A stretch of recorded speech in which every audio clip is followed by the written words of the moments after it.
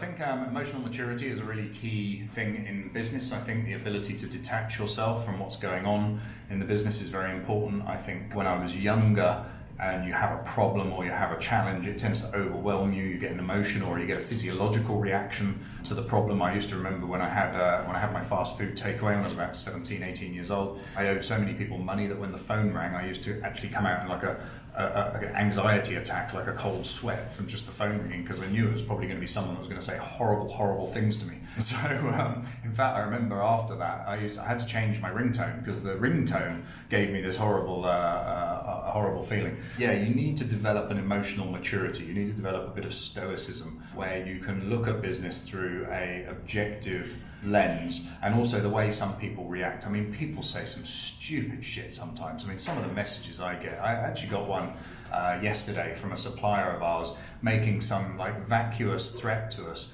over something really, really stupid, an argument he'd had with another member of staff. Now, you can either let this stuff really occupy your mind, keep you awake all night and panic about it, or you can just take a deep breath, ignore it, and just work on the basis that it's just part of the noise.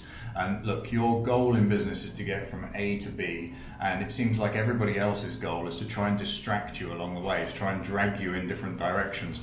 You have to just question yourself, does this help me get from A to B? And if it doesn't, ignore it, it's noise.